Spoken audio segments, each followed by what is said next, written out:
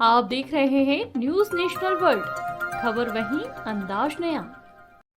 सोमवार सुबह पुलिस को सूचना मिली थी कि स्कीम नंबर 155 मेन रोड के किनारे एक महिला खून से लथपथ पड़ी है। सूचना के बाद मौके पर पुलिस पहुंची। पुलिस ने महिला को इलाज के लिए अस्पताल पहुंचाया था, जिसके सर पर, शरीर पर कई चोट के निशान थे। पुलिस ने आसपास के सीसीटीवी फुटेज खंगाले, जिसमें एक व्यक्ति संदिग्ध दिखाई दिया, जिसने एक महिला के साथ एक लोहे की टामी से सर पर और शरीर पर वार कर सोने के चांदी के गहने लूटे थे और वहां से भाग निकला था। सीसीटीवी फुटेज के आधार पर इस तरह दिखने वाले आरोपी की तलाश शुरू की, जिसमें एक लक्ष्मी नारायण नामक आरोपी के रूप में पहचान हुई।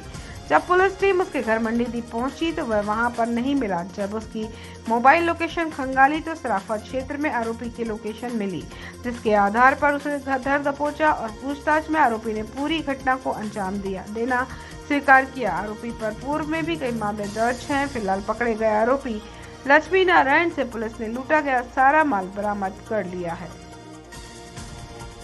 करीबन 6:30 बजे पुलिस को सूचना मिली थी कि एरोड्रम थाना क्षेत्र में स्कीम नंबर 155 में एक महिला खून से लथपथ हालत में रोड के किनारे पे पड़ी हुई है। तत्काल घटनास्थल पर पहुंचकर महिला को पहले मेडिकल एड प्रोवाइड किया गया और फर्स्ट एड कराने के बाद उनको अस्पताल में भर्ती कराया गया। अस्पताल में भर्ती के दौरान डॉक्टर के द्वारा बताया गया कि महिला को क्योंकि गंभीर चोट है, सर पे भी चोट थी गहरी और उनके गाल पे भी बाई तरफ के गहरी घाव थे जो कि शार्प ऑब्जेक्ट से थे।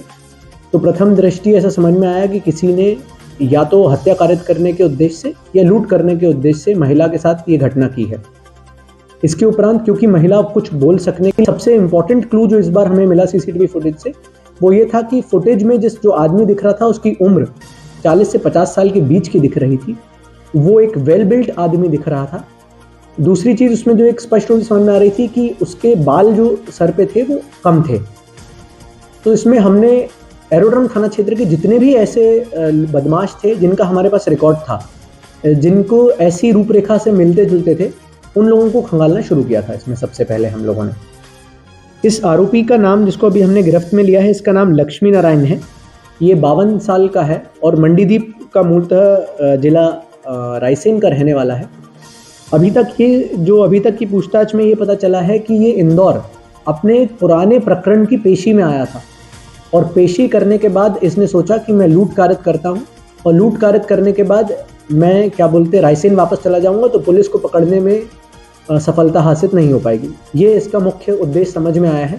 और इसके पास से जो टेमी जो जब्त हुई है, जिससे ये अमूमन इसने पहले भी गृहभेदन की घटनाएं की हैं, तो जिससे इसने महिला पे वार भी किया था। तो ऐसा ही समझ में आ रहा है कि सुबह 4:30-5 बजे जब अमूमन घरों में लोग सोते रहते हैं तो उस समय गृहभेदन की घटना करके चोरी या लूट की इसका प्रयोजन होगा। उसके बाद ये वापस भगने की फिराक में था। सर, आरोपी का जो चेहरा था वो शायद उसके बाल कम थे, जो सर को आपने आइडेंटिफाई किया था उसमें से किस तरह से इसको आरोपी को निकाला था? ये बात सही है कि क्योंकि हमारे पास एक भी क्लियर फुटेज नहीं थी, आरोपियों को ढूंढने में थोड़ी सी मुश्किल हो रही थी कि एक भी हो सकते हैं और अधिक भी हो सकते हैं। सबसे पहले हमने जो इसका एक आइडेंटिफिकेशन फीचर था कि बाल कम है, उसके अनुसार हमने एरोड्रम थाना क्षेत्र के जितने भी पुराने संदेही थे 5 साल के, उनको खंगाला। उसमें करीबन 75 से अधिक हमारे पास लोग ऐसे आए थे जिनके हेयर लाइन कम थी। उसमें से हमने फिर इस तरह की घटनाएं करने वालों और उम्र के हिसाब से उनको कैटेगराइज किया। तो उसमें हमारे पास 14-15 लोग आए थे। उन फोटोज को हमने फिर सर्कुलेट करना शुरू किया, जिससे मल्हारगंज थाना क्षेत्र में जराइम का जब अवलोकन किया गया तो उसमें उस आरोपी की एक फोटो मिली। उसमें पता चला कि मल्हारगंज थाना क्षेत्र में गृहभेदन की एक घटना में एक आदमी आरोपी बनाया गया है और उसका एक रिश्तेदार सदर बाजार में रहता है। जब रिश्तेदार के बारे में पता करने का प्रयास किया गया तो उसके माध्यम से हमें कुछ नंबर्स मिले। उन नंबर्स का हमने टेक्निकल डेटा निकाला, उनके मूवमेंट को ट्रैक किया और उसके बाद फिर हमने आरोपी को गिरफ्तार किया।